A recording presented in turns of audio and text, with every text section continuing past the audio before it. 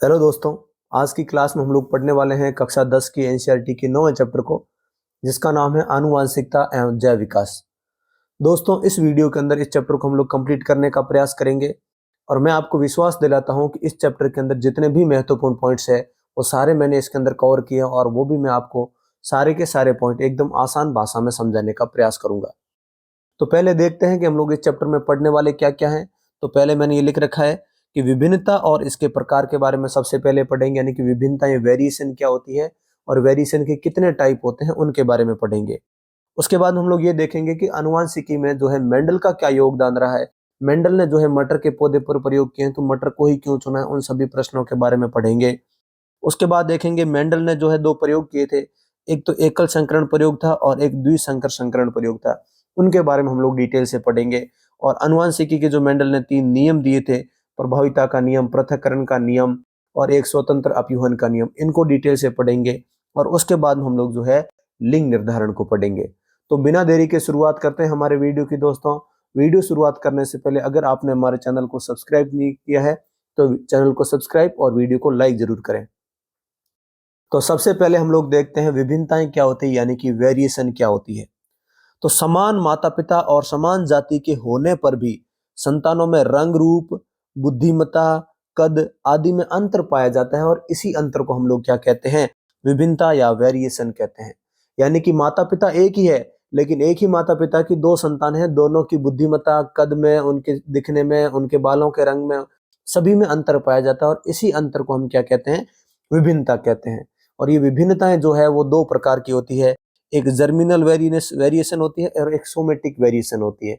यानी कि एक जननिक विभिन्नता होती है और दूसरी होती है दोस्तों कायिक विभिन्नता।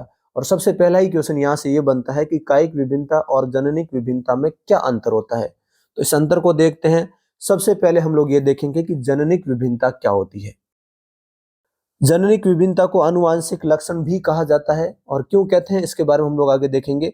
ये जनन कोशिकाओं में परिवर्तन होने के कारण उत्पन्न होती है।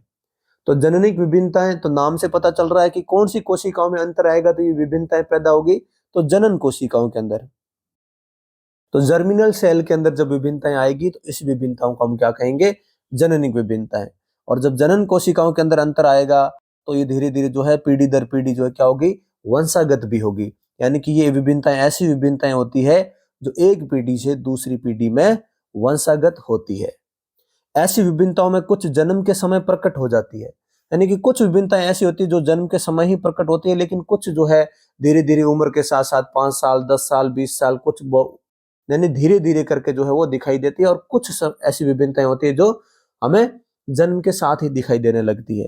और ये विभिन्नताएं जो होती है, सबसे महत्वपूर्ण पॉइंट है कि कौन सी विभिन्नताएं जैव विकास के अंदर सहायक होती है, तो वो होती है जननिक विभिन्नताएं। तो उदाहरण के लिए बात करें तो आंखों और बालों का रंग, तो हम ये कहते हैं कि हमारे आंखों और बालों का रंग जो है किस पर निर्भर करता है, कि हमारे पेरेंट्स पर। हमारे शरीर का गठन होता है, शारीरिक गठन जो होता है, शरीर की जो लंबाई होती है, ये भी हमारे पेरेंट्स की हाइट पर डिपेंड करती है। यानी कि ये सारी विभिन्नताएं कैसी है, ये जननिक विभिन्नताएं हैं। तो एक बार वापस सुन ले दोस्तों, इन्हें आनुवांशिक लक्षण कहते हैं क्योंकि ये वंशागत होते हैं एक पीढ़ी से दूसरी पीढ़ी में। क्वेश्चन भी पूछा जा सकता है कि आनुवांशिक लक्षणों से आप क्या समझते हैं। तो आनुवांशिक लक्षण वे लक्षण जो संतान या पैतृकों से जो है वो संतान के अंदर पीढ़ी दर पीढ़ी आगे बढ़ती रहती है, वंशागत होती रहती है, उनको हम क्या बोलते हैं, आनुवांशिक लक्षण कहते हैं। इनमें जो परिवर्तन आता है वो जननिक कोशिकाओं के अंदर आता है, एक पीढ़ी से दूसरी पीढ़ी में ये वंशागत होती है। उसके बाद हम लोग करेंगे कि कुछ विभिन्नताएं होती है जो जन्म के साथ प्रकट होने लगती है और कुछ बाद में दिखाई देती है, और ये विभिन्नताएं जैव विकास में सहायक होती है। उदाहरण के लिए आप लिख सकते हो आंखों और बालों का रंग, शारीरिक गठन, शरीर की लंबाई, ये सारे जो लक्षण है वो कैसी विभिन्नता के हैं, जननिक विभिन्नता के। और दूसरा हमारा है कायिक विभिन्नता। कायिक विभिन्नता को हम कौन से लक्षण कहते हैं, उपार्जित लक्षण कहते हैं, क्योंकि ये कायिक विभिन्नताएं हमारे जन्म से नहीं होती, नहीं हमें हमारे पैतृकों या हमारे पूर्वजों से मिलती है। ये हम जो है बाद में क्या करते हैं, इनको उपार्जित करते हैं, इसलिए इन लक्षणों को हम क्या कहेंगे, उपार्जित लक्षण कहेंगे। इनमें जो अंतर आता है वो जननिक कोशिका के अंदर नहीं आता। कौन सी कोशिका के अंदर आता है, शारीरिक कोशिका के अंदर आता है, सोमेटिक सेल के अंदर आता है। इसलिए इसको हम बोलेंगे कि शारीरिक कोशिका में अंतर आने के कारण ये विभिन्नताएं उत्पन्न होती है। ये विभिन्नताएं जैव विकास में सहायक नहीं होती। ऐसी विभिन्नताएं कई कारणों से होती है, जैसे जलवायु एवं वातावरण का प्रभाव, पोषण के प्रकार, परिवेशीय जीवों के साथ साथ परस्पर व्यवहार इत्यादि से ऐसी विभिन्नताएं आ सकती है। तो ये कायिक विभिन्नताएं हैं वो उसके कई कारण हो सकते हैं। जैसे जलवायु और वातावरण के किस किस प्रकार होता है, तो जैसे मान लो आपने एक देख लिया कि एक कुत्ता है, एक ही प्रजाति के कुत्ते हैं, दोनों अलग अलग वातावरण के अंदर पैदा हुए हैं, यानी कि एक जो है वो शीत प्रदेश में बर्फ वाले इलाकों में पैदा हुआ है और एक गर्म रेगिस्तान के अंदर पैदा हुआ है। फिर आप ये देखोगे कि दोनों के शरीर का गठन जो है वो अलग-अलग होगा। दोनों के शरीर के ऊपर जो बाल है वो उनकी आकृति और उनके रंग है, उनका घनापन जो है वो दोनों ही कुत्तों के अंदर क्या होगा, अलग-अलग होगा। क्यों होगा? क्योंकि ये जलवायु और वातावरण के प्रभाव में शीत प्रदेश वाला जो कुत्ता होगा उसके शरीर के ऊपर बहुत सारे बाल होंगे क्योंकि उसको सर्दी से बचना है। तो जलवायु एवं वातावरण के प्रभाव के कारण जो है ये विभिन्नताएं आ जाती है। पोषण के प्रकार, पोषण अलग-अलग होगा, यानी कि एक को घास खाने के लिए कौन सी मिलेगी, एक जानवर को और दूसरे को अलग घास खाने को मिलेगी, तो उनके पोषण के प्रकार अलग-अलग होने से उनके अंदर कई सारी विभिन्नताएं देखने को मिलेगी। और अलग-अलग जीवों के साथ व्यवहार, यानी कि जैसे आप ये देखते हो कि एक ही जंगल है, एक जंगल के अंदर 4 से 5 प्रकार के जैसे जो है शाकाहारी जीव रहते हैं और 4 से 5 प्रकार के शाकाहारी जीव एक ही प्रकार की घास खाते हैं। तो जब एक ही प्रकार की घास खाएँगे तो उनके बीच में क्या होगा, कॉम्पिटिशन होगा, एक दूसरे से लड़ेंगे। तो हो सकता है जिसमें जो सबसे कमज़ोर है वो मर जाएगी। तो अंतर क्या आ सकता है? तो आप जीवों के साथ किस प्रकार से व्यवहार करते हो, यानी कि एक उसमें से एक शाकाहारी जीव है जिसने अपने घास खाने की जो प्रकृति है वो चेंज कर ली और वो उसने जो है दूसरी घास खाना शुरू कर दिया, जो बाकी 4 जानवर नहीं खाते हैं। तो बाकी 4 प्रजाति के जानवर जो घास नहीं खाते वो 5वां खा रहा है, तो 5वें को जो है अब उस परिवेश से कोई हटा नहीं सकता। और यही होता है कि परिवेशी जीवों के साथ परस्पर किस प्रकार का व्यवहार रहता है और उससे हमारे अंदर कई प्रकार की क्या होती है, विभिन्नताएं आ सकती है। और ये विभिन्नताएं ऐसी होती है जो पीढ़ी दर पीढ़ी वंशागत नहीं होती। उदाहरण की तरह से बात करें तो कानों में छेद करना, किसी अंग का कट जाना, ये सारी कायिक विभिन्नता के उदाहरण है। वापस देखेंगे दोस्तों, इन्हें उपहारजित लक्षण कहा जाता है। ये शारीरिक कोशिकाओं के अंदर बदलाव आता है, जननी कोशिकाओं के अंदर बदलाव नहीं आता। ये जैव विकास में सहायक नहीं होती, ये पीढ़ी दर पीढ़ी वंशागत नहीं होती और कायिक विभिन्नताएं कई सारे कारणों से आ सकती है, जैसे जलवायु एवं वातावरण में प्रभाव, वातावरण के प्रभाव से, पोषण के प्रकार से, या परिवेशी जीवों के साथ साथ आपका परस्पर व्यवहार कैसा है, उस व्यवहार के आधार पर ये विभिन्नताएं उत्पन्न हो सकती है। उदाहरण की बात करें तो कानों में छेद करना, यानी कि जैसे मान लो एक पेरेंट्स है, उनके जो है माता-पिता दोनों के कानों में छेद है। तो इसका मतलब कोई ज़रूरी नहीं है कि जो बच्चा पैदा होगा उसके भी कानों में छेद होगा। तो ये एक प्रकार का जो अंतर है, ये विभिन्नता है वो कैसी है? वो एक कायिक विभिन्नता है। शारीरिक अंगों के अंदर जो विभिन्नता उत्पन्न होती है वो कायिक विभिन्नता होती है। अब आगे बात करते हैं कि जीवों में विभिन्नता का महत्व क्या है, हम इस विभिन्नता को क्यों पढ़ते हैं? तो विभिन्नता बहुत ही महत्वपूर्ण है हर जीवों के लिए। क्योंकि विभिन्नताओं के कारण ही जीवों की समष्टि परितंत्र में अपना स्थान अथवा निकेत ग्रहण कर पाती है। यानी कि अगर विभिन्नताएं उत्पन्न होगी तभी ही कोई जीव जो है किसी पारितंत्र में अपना स्थान ग्रहण कर पाता है। यानी कि मैंने अभी आपको बताया कि एक ही जंगल में जब 4 से 5 प्रकार के शाकाहारी जीव रहेंगे और एक ही घास के लिए प्रतिस्पर्धा करेंगे, तो हो सकता है उसमें जो सबसे मजबूत प्रजाति है वो जिंदा रहेगी और जो सबसे कमजोर प्रजाति है वो जिंदा नहीं रह पाएगी, क्योंकि उसको वो घास खाने ही नहीं दी जाएगी। लेकिन वही प्रजाति, अगर सबसे कमजोर प्रजाति अपने घास खाने की प्रकृति चेंज कर ले और दूसरी घास पर निर्भर हो जाए, तो उसमें कंपटीशन कम है और वो कमजोर प्रजाति जो है वो अपने आप को उस जंगल के अंदर जिंदा रख पाती है। तो ये किसके कारण हो पाया है? क्योंकि उसने अपने खाने की प्रकृति को चेंज कर लिया, विभिन्नताएं आ गई। तो विभिन्नताओं के कारण ही क्या होता है, हम अपने आप को एक निकेत के अंदर स्थान ग्रहण करवा पाते हैं। विभिन्नताएं जो होती है वो समष्टि में स्पीशीज की उत्तरजीविता बनाए रखने में मदद करती है, यानी कि इसी कारण जो है हम हमारी उत्तरजीविता को बनाए रख सकते हैं।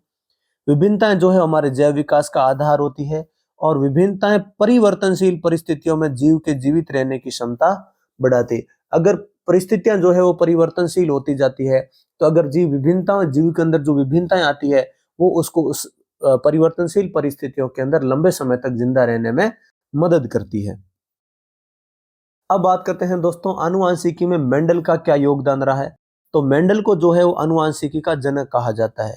ठीक है, उन्होंने जो अपने प्रयोग किए थे वो किस पे किए थे? उद्यान मटर पे। कई बार क्वेश्चन पूछा जाता है कि मेंडल ने अपने प्रयोग किस पे किए थे? उद्यान मटर पे। और इसका वैज्ञानिक नाम भी आप लोगों को ध्यान रखना है दोस्तों, इसका वैज्ञानिक नाम होता है पाइसम सैटाइवम।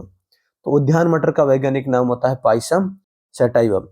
और मेंडल ने जो इन मटर के ऊपर जो प्रयोग किए थे उसके ऊपर 7 लक्षणों पर उसने प्रयोग किए थे, यानी कि 7 लक्षणों का अध्ययन किया था। और ये 7 लक्षण कौन कौन से थे तो ध्यान रखेंगे दोस्तों। 2 लक्षण जो थे वो फूल के आधार पर थे, 2 लक्षण बीज के थे, 2 लक्षण जो थे वो फली के थे, और एक क्या थे, पौधे की ऊंचाई के थे। तो ये आपको ध्यान रखना है कि कौन कौन से होते हैं। यहां से आप लोग देखेंगे कौन कौन से लक्षणों का अध्ययन किया था। तो बीज के 2 लक्षण लिए थे, एक तो बीज का आकार और एक बीज का रंग। लक्षण हमेशा आपको पता है, मेंडल ने कहा था कि जो भी लक्षण है किसी भी जीव के अंदर, जो लक्षण है वो हमेशा किस में रहते हैं, जोड़े में रहते हैं। और जोड़े में रहते हैं, इनको उसने क्या कहा था, कारक कहा था, जिसको बाद में जो है कह के जीन कहा गया, लेकिन पहले मेंडल ने इनको कारक कहा था। 2 कारक हो सकते हैं बीज के, यानी कि 2 कारक हो सकते हैं, एक तो प्रभावी कारक होता है, एक अप्रभावी कारक होता है। इनका नियम भी उसने दिया था, उस नियम के बारे में हम बाद में पढ़ेंगे। बीज के आकार का जो प्रभावी कारक है वो गोल हो सकता है, और अप्रभावी क्या होगा, वो झुर्रीदार होगा, यानी कि बीज या तो गोल होगा या कैसा होगा, झुर्रीदार। बीज का रंग कैसा होगा, अगर प्रभावी कारक है तो पीला है, और अगर अप्रभावी होता है वो क्या होगा, हरा। फूल का रंग और फूल की स्थिति, तो फूल के रंग में प्रभावी जो है वो बैंगनी है और अप्रभावी सफेद है, और पुष्प की स्थिति अक्षीय है तो वो प्रभावी है, और अंत्य है वो कैसी है, अप्रभावी। बात करें फली की, तो फली का आकार और फली का रंग, तो फली का अगर फूली हुई है तो वो प्रभावी है, और फली जो है वो सिकुड़ी हुई है तो वो कैसी है, अप्रभावी। और फली का रंग अगर हरा है तो वो प्रभावी है, और फली का रंग जो पीला है तो वो क्या होगी, अप्रभावी होगी। ये फली और बीज में ध्यान रखना, बीज का रंग पीला है तो वो प्रभावी है, और फली का रंग अगर पीला हो गया तो वो क्या होगा, अप्रभावी। और तने की ऊंचाई की बात करें तो तना अगर लंबा है तो वो प्रभावी लक्षण है, और तना अगर बोना है तो वो क्या होगा, वो अप्रभावी लक्षण होगा। तने की ऊंचाई या तने पेड़ की ऊंचाई एक ही बात होती है। मटर के पौधों पर अपने शोध के माध्यम से मेंडल ने क्या दिया, आनुवांशिकी के नियम प्रतिपादित किए, जिनके बारे में हम लोग आगे डिटेल से पढ़ेंगे। अब क्वेश्चन ये भी पूछा जाता है कि मेंडल ने अपने प्रयोग के लिए मटर के पौधे का ही क्यों चयन किया, मटर के पौधे को ही क्यों चुना। बहुत सारे पौधे हैं, तो मटर के पौधे के चुनने के कई सारे कारण हैं, क्योंकि मटर का पौधा जो है आसानी से किसी भी जगह पे उगाया जा सकता है, इसके लिए कोई विशेष प्रकार के क्लाइमेट होने की आवश्यकता नहीं है। एक तो ये वार्षिक पौधा होता है, यानी कि 1 वर्ष के भीतर भीतर अपना जो है पूरा जीवन काल समाप्त कर देता है, यानी कि इसका जीवन काल जो होता है वो बहुत ही अल्प काल का होता है। तो कम समय के अंदर बहुत सारे प्रयोग, बहुत सारे डेटा जो है वो इकट्ठे किए जा सकते हैं। तीसरा कारण ये है कि इसका पुष्प जो होता है वो द्विलिंगी होता है। द्विलिंगी होने का मतलब होता है कि इस पुष्प के अंदर ही जो है पुंकेसर रहता है, और इसी पुष्प के अंदर क्या रहता है, स्त्री केसर रहता है, यानी कि दोनों ही एक ही पुष्प के अंदर होते हैं। यानी कि प्राकृतिक रूप से इसमें क्या होता है, स्वपरागण होता है, और हम कृत्रिम रूप से जो है अगर इनको जो है अगर तोड़ दिया जाए पुंकेसर को, तो इस स्त्री केसर के ऊपर जो है कृत्रिम रूप से परागकण डाल के, कृत्रिम रूप से परागकण डाल के हम क्या कर सकते हैं, क्रॉस पॉलिनेशन भी करवा सकते हैं, पर परागण भी करवा सकते हैं। यानी कि पुष्प द्विलिंगी होता है तो इनमें क्या होता है, स्वपरागण होता है, लेकिन कृत्रिम रूप से हम इसमें पर परागण भी करवा सकते हैं। मटर में कृत्रिम रूप से पर परागण आसानी से करवाया जा सकता है। इसी कारण ये सारे कारण हैं कि जिन कारण से मेंडल ने जो है वो अपने प्रयोगों के लिए मटर के पौधे को ही चुना। अब बात करते हैं मेंडल के प्रयोग में। तो मेंडल ने 2 प्रयोग किए थे, यानी कि एक लक्षण को लिया पहले और फिर 2 लक्षणों को एक साथ लिया। जब एक लक्षण को लिया उसको हम बोलते हैं मोनो हाइब्रिड क्रॉस, एक संकर क्रॉस। इसमें क्या किया, इस प्रयोग में मेंडल ने एक ही लक्षण के विपरीत गुणों वाले 2 मटर के पौधे लिए और उन्हें संकरित किया। एक ही लक्षण था, लक्षण क्या लिया, वो पौधे की ऊंचाई थी, यानी कि एक लंबा था और एक इसका जस्ट उल्टा लक्षण था, यानी कि क्या था, बोना। यानी कि एक ही लक्षण के 2 विपरीत पौधे लिए, एक तो लंबा ले लिया, एक क्या लिया, बोना। यहां से ये सारा प्रयोग समझो। लंबे को टॉल बोलते हैं, तो उसने लंबे के लिए कैपिटल टी यूज किया, और जो बोने को है उसने क्या किया, स्मॉल टी यूज किया। और एक और बात आप लोगों को ध्यान रखना है कि जब भी संकरण होता है, यानी कि संकरण में क्या बनते हैं, युग्मक बनते हैं, युग्मक, ये ध्यान रखना। तो जब भी युग्मक बनता है तो ये जितने भी, यानी कि जो ये जोड़ा है, इस जोड़े के सभी कारक क्या हो जाते हैं, अलग अलग हो जाते हैं। तो ये आप नियम ध्यान रखेंगे, मेंडल का दूसरा ही नियम यही है, पृथक्करण का नियम। यानी कि जब भी युग्मक बनता है तो युग्मक बनने के समय कारकों के दोनों जोड़े के जो है दोनों कारक जो है वो क्या होते हैं, पृथक पृथक हो जाते हैं, ऐसे अलग अलग हो जाते हैं। और अब ये एक दूसरे से क्या करेंगे, इस प्रकार से संकरण करेंगे, यानी कि इस टी को इस टी से मिलाएंगे तो क्या बनेगा, ये टी, फिर इस टी को इस टी से मिलाएंगे तो क्या बनेगा, ये टी। इस टी को इस टी से मिलाएंगे तो बनेगा ये टी, और इसको मिला देंगे तो दोनों बन जाएंगे ये टी। यानी कि सारी संतान कैसी प्राप्त हुई, एक कैपिटल टी और एक स्मॉल टी। इस संतान को उसने क्या क्या, इस संतान को उसने कहा था F1PD, यानी कि F1 जनरेशन। यहां से देखोगे ये capital T small T, capital T small T, capital T small T और कैपिटल टी स्मॉल टी, इसको मेंडल ने कहा था F1 जनरेशन।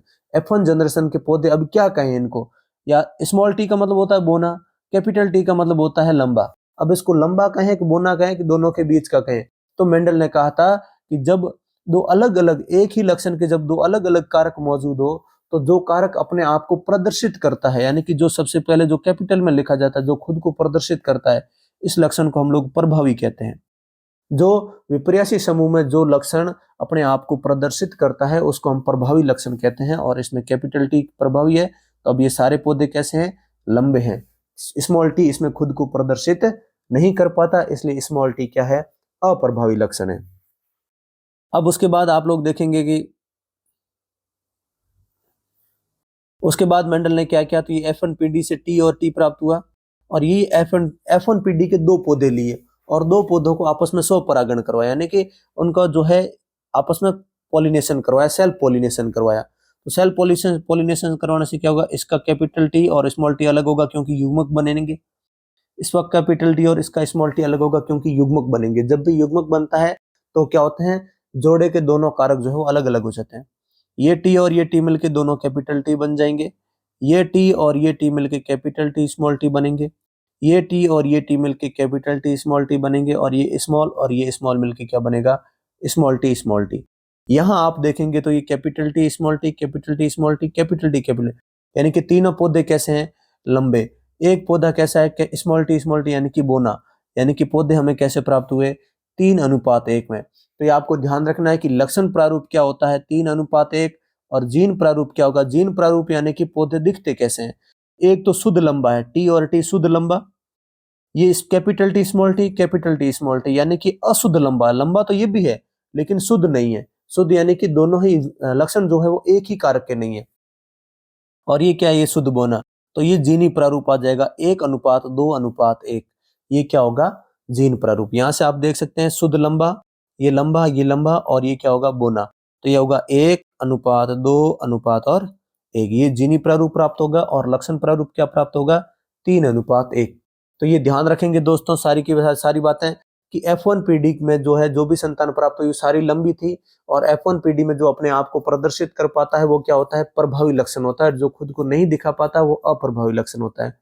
उसके बाद F1PD का स्वपरागण कराने पर उसने जो है लक्षण प्रारूप प्राप्त किया, वो 3:1 का था, यानी कि 3 लंबे पौधे थे, एक बोना पौधा था।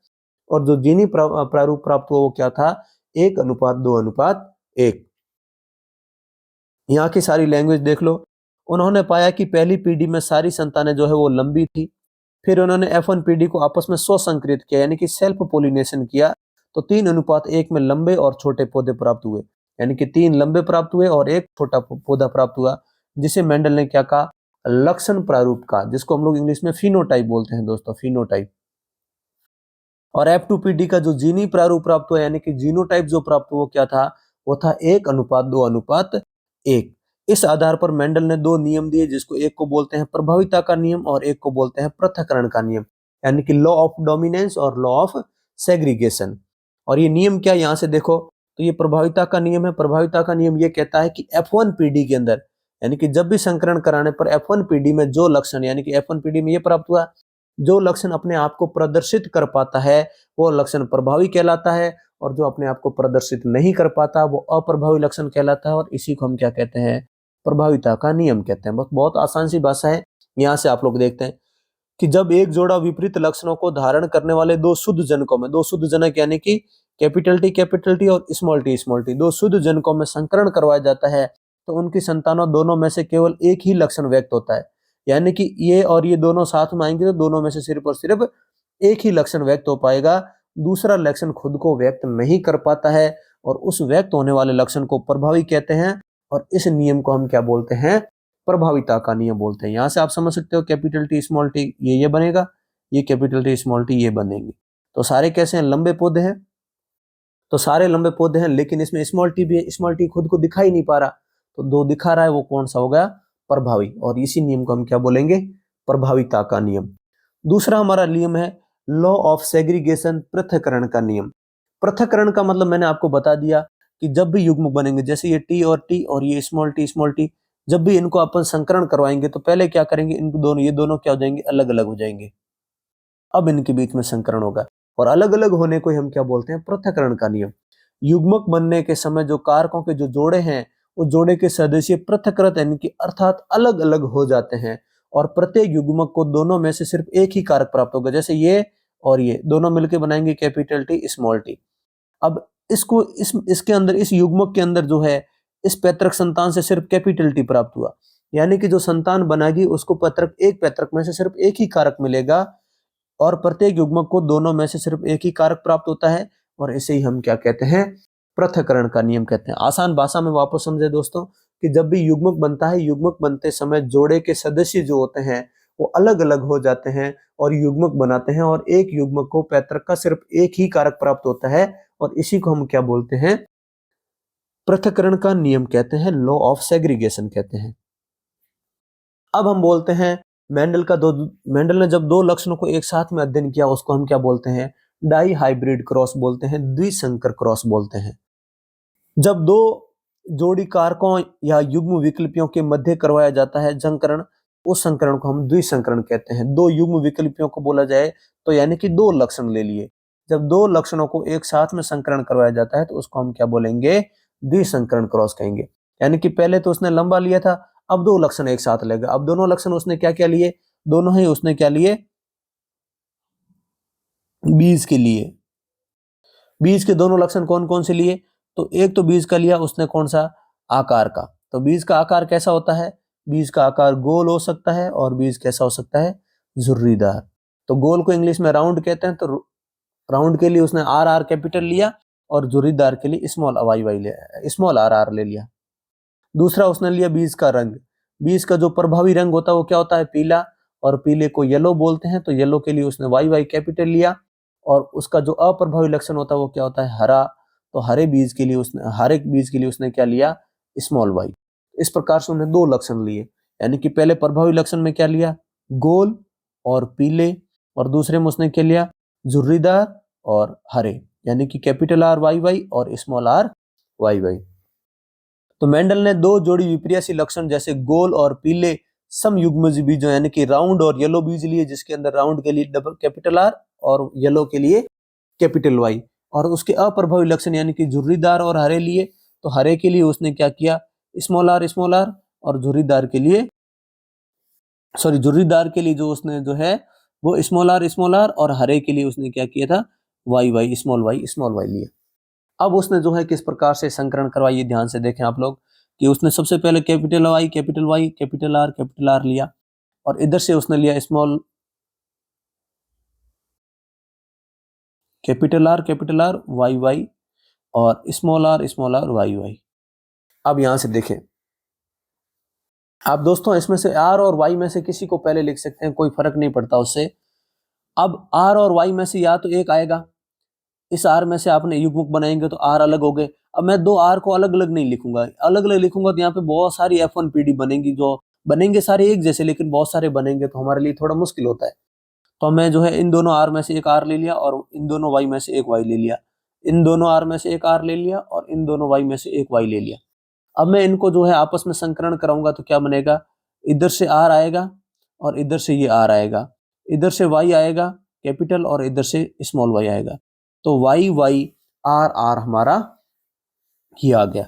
इसको हम बोलते हैं F1PD, यानी कि जब शुद्ध जनकों का जो है आपस में शुद्ध बोने, शुद्ध प्रभावी और शुद्ध अप्रभावी लक्षणों को जब आपस में हम जो है क्रॉस पॉलिनेशन करवाते हैं तो जो F1PD प्राप्त होती है। और F1PD में जो है, इसके बाद F1PD का हम क्या करवाते हैं? स्वपरागण करवाते हैं। स्वपरागण यानी कि एक तो वाई वाई आर आर का एक ऐसा एक और पौधा लिया, और उनके बीच में हम संकरण करवाएंगे। अब इनके बीच में करवाएंगे तो इसमें युग्मक बनाएंगे, तो युग्मक बनाएंगे तो दोनों लक्षण लेने हैं, इस लक्षण का और इस लक्षण का दोनों लेना है, इसका भी इसका और इसका लेना है। तो इसमें से एक कैपिटल वाई को ले लो और साथ में एक कैपिटल आर को ले लो, फिर कैपिटल वाई के साथ स्मॉल आर को ले लो, फिर स्मॉल वाई के साथ कैपिटल आर को ले लो, और फिर स्मॉल वाई के साथ स्मॉल आर को ले लो। यानी कि ये अलग अलग लक्षण लेने जरूरी है। और उसी प्रकार इससे भी ये ले लेंगे कि कैपिटल वाई और उसके साथ कैपिटल आर ले लेंगे, फिर कैपिटल वाई के साथ स्मॉल आर ले लेंगे, फिर स्मॉल वाई को पकड़ के उसके साथ कैपिटल आर, और फिर स्मॉल वाई को पकड़ के उसके साथ स्मॉल आर। अब इन दोनों के बीच में जो हम क्या करवाएंगे, संकरण। ये हमने जो है इधर रख दिए, आप ध्यान से देखेंगे दोस्तों।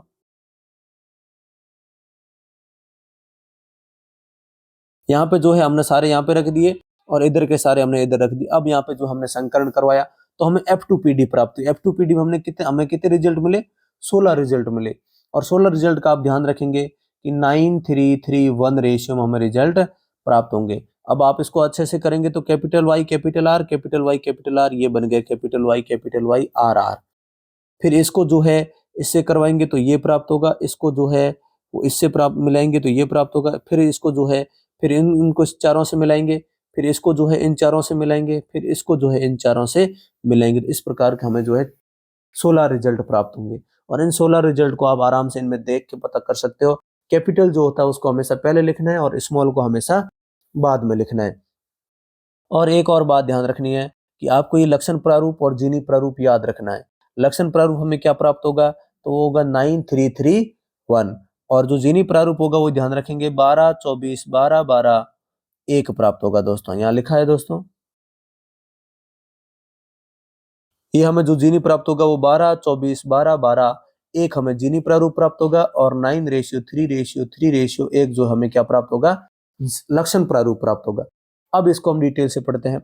F1PD में सभी पौधे गोल और पीले प्राप्त हुए, यानी कि गोल का मतलब ये राउंड और पीले यानी कि ये वाई, यानी कि capital Y capital R small R प्राप्त हुए F1PD में।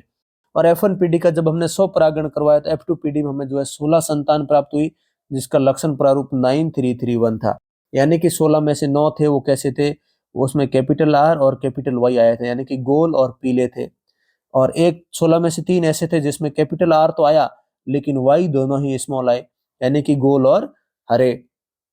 और अगला 16 में से 3 और ऐसे थे जिसमें आर दोनों ही स्मॉल थे लेकिन वाई एक कैपिटल आ गया, यानी कि वो कैसे थे, आर यानी स्मॉल आर यानी झुर्रीदार और कैपिटल वाई यानी पीले, झुर्रीदार और पीले। और 16 में से एक ऐसा प्राप्त हुआ जिसमें स्मॉल आर स्मॉल वाई प्राप्त हुआ। ऐसे देखो, स्मॉल वाई स्मॉल आर, यानी कि ये कैसा है, झुर्रीदार और हरा। और इसी जो है द्वि संकरण के बाद जो है मेंडल ने एक प्रयोग जो है अपना नियम दिया था, उसका नियम का नाम था लॉ ऑफ इंडिपेंडेंट असॉर्टमेंट, यानी कि स्वतंत्र अपयूहन का नियम। इस स्वतंत्र अपयूहन का नियम क्या कहलाता है कि जब 2 या 2 से अधिक जोड़ी विपर्यासी लक्षण युक्त पादपों के बीच में संकरण करवाया जाता है, यानी कि 2 या 2 से अधिक लक्षणों वाले पौधों का जब आपस में संकरण करवाते हैं तो प्रत्येक जोड़ी विपर्यासी लक्षणों की वंशागति अन्य विपर्यासी लक्षणों से प्रभावित हुए बिना स्वतंत्र रूप से एक पीढ़ी से दूसरी पीढ़ी में वंशागत होते हैं। इसे ही स्वतंत्र अपयूहन का नियम कहते हैं। अब यहाँ से समझो, मैं एक आसान भाषा में इसको आपको समझा देता हूँ कि मेंडल ने यह कहा कि जब आप 2 लक्षण ले लिए, यानी कि एक तो बीज का रंग ले लिया, एक तो बीज का आकार ले लिया गोल, और एक बीज का जो है रंग ले लिया पीला। अब बीज जो बनेगा, बीज का या तो पीला बनेगा या हरा बनेगा, या ये तो गोल होगा या क्या होगा, झुर्रीदार। लेकिन बीज पीला बनेगा या हरा बनेगा, ये बीज के जो है ना, ये बीज के रंग का जो कारक होगा, यानी कि Y, capital Y small Y, इसी पर निर्भर करेगा। इसका जो है आर आर और स्मॉल आर से कोई लेना देना नहीं है। यानी कि बीज का जो रंग होगा वो एकदम स्वतंत्र तरीके से आएगा। ये जो है गोल और झुर्रीदार होने का उससे कोई मतलब नहीं है। वो अपने आप को स्वतंत्र रूप से प्रदर्शित करेगा, दूसरे लक्षण के ऊपर बिल्कुल भी कोई प्रभाव नहीं पड़ेगा। यानी कि अगर गोल होना है तो बीज गोल होगा, और अगर झुर्रीदार होना है तो झुर्रीदार होगा, लेकिन उसका पीले और हरे से कोई मतलब नहीं है, वो अपने अलग आएंगे।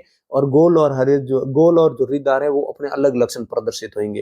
यानी कि जब 2 लक्षणों को एक साथ अध्ययन किया जाता है तो दोनों लक्षणों की जो वंशागति होती है वो एकदम स्वतंत्र रूप से होती है, दूसरे लक्षण को प्रभावित बिल्कुल भी नहीं करते। इसी नियम को क्या कहा था मेंडल ने, स्वतंत्र अपयूहन का नियम। अब हमारा जो लास्ट टॉपिक है वो है लिंग निर्धारण, यानी कि सेक्स डिटर्मिनेशन। लिंग निर्धारण किसको कहते हैं? किसी शिशु के जन्म से पूर्व और उसके नर अथवा मादा होने की भविष्यवाणी करना क्या कहलाता है? लिंग निर्धारण कहलाता है। यानी कि लिंग निर्धारण क्या कहेंगे कि बच्चा जो है वो क्या होगा, मेल होगा फीमेल होगा, वही तो लिंग निर्धारण होता है। और उसका होता कैसे, तो आप सुनो। मनुष्य के अंदर आपको पता है 23 जोड़ी गुणसूत्र होते हैं, यानी कि 46 गुणसूत्र होते हैं, यानी कि 23 पेयर होती है। 23 पेयर में जो 22 जोड़ी होती है, 22 पेयर होती है, उनको हम लोग कायिक गुणसूत्र कहते हैं, यानी कि जो हमारे शरीर का निर्माण करते हैं।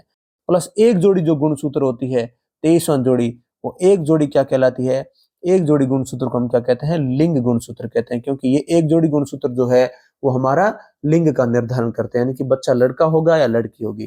तो लिंग निर्धारण कैसे होता है वो देखो। तो जो पुरुष होता है उसका गुणसूत्र होता है एक्स और वाई, और जो महिला होती है, एक मिनट दोस्तों, जो महिला होती है उसके गुणसूत्र होते हैं एक्स और एक्स। ये लिंग गुणसूत्रों की बात हो रही है। कायिक गुणसूत्र अलग होता है, ये 22 प्लस आप भले लिख सकते हो, 22 कायिक गुणसूत्र हैं, प्लस एक जोड़ी गुणसूत्र एक्स वाई और एक जोड़ी गुणसूत्र एक्स एक्स। और जब एक्स और वाई जो युग्मक बनेंगे तो आपको पता है दोनों अलग हो जाएंगे, एक्स अलग होगा, वाई अलग होगा, एक्स अलग होगा और इसका भी एक्स अलग होगा। और जब इनके बीच में संकरण होगा, यानी कि जब जनन होगा, रिप्रोडक्शन, तो क्या बनेगा, ये एक्स और ये एक्स मिलके क्या बनेगा, एक्स एक्स। ये एक्स इस एक्स से मिलके क्या बनेगा, एक्स एक्स। ये वाई और ये एक्स मिलके क्या बनेगा, एक्स वाई। और ये वाई और ये एक्स बन के क्या बनेगा, एक्स वाई। इसमें आपको ये देखेगा दिखता होगा कि ये एक्स एक्स यानी कि ये क्या होगी, ये लड़की होगी, और ये एक्स और वाई क्या बनेगा, ये लड़का होगा। यानी कि सेक्स डिटर्मिनेशन में हम ये बता सकते हैं कि किसी एक दंपति के जो है लड़का या लड़की होने की संभावना पूरी कितनी होती है, 50%। या तो लड़का होगा या क्या होगी, लड़की होगी। तो यहाँ से आप समझ सकते हैं कि मनुष्य की कोशिका में 46 या 23 जोड़ी गुणसूत्र होते हैं, जिसमें 22 जोड़ी जो गुणसूत्र होते हैं वो कायिक होते हैं, यानी कि जो शरीर के अंगों का निर्माण करते हैं, और एक जोड़ा जो गुणसूत्र होते हैं उन्हें हम लोग लिंग गुणसूत्र कहते हैं, जो मनुष्य में लिंग निर्धारण का कार्य करते हैं। पुरुषों में जो होता है ये एक्स वाई होता है, और महिलाओं में क्या होता है, एक्स एक्स होता है। यदि निषेचन के समय यानी कि मादा का जो है एक्स है और ये पुरुष के एक्स से मिलेगा तो एक्स एक्स हो जाएगा, यानी कि संतान क्या होगी, लड़की। और यदि निषेचन के समय मादा का एक्स और पुरुष के वाई के साथ यानी एक्स और वाई में मैच होंगे तो ये क्या होगा, ये एक्स वाई गुणसूत्र वाली संतान होंगे, अर्थात क्या होगी यहाँ पे, सॉरी दोस्तों, यहाँ होगा पुत्र होगा। जब एक्स और वाई वाली संतान होगी तो पुत्र होगा, और एक्स और एक्स वाली संतान होगी तो पुत्री होगी। यहाँ से आप पूरे का पूरे ये जो है इसको आप कॉपी पेस्ट कर सकते हो। तो यहाँ पे दोस्तों हम हमारे इस चैप्टर को कंप्लीट करेंगे, और मैं आशा करता हूँ कि ये वीडियो आपको समझ में आया होगा, पसंद आया होगा। और वीडियो अगर आपको पसंद आया तो वीडियो को लाइक और चैनल को सब्सक्राइब जरूर करें। दोस्तों हम मिलते हैं अगले वीडियो में, तब तक के लिए जय हिंद, जय भारत।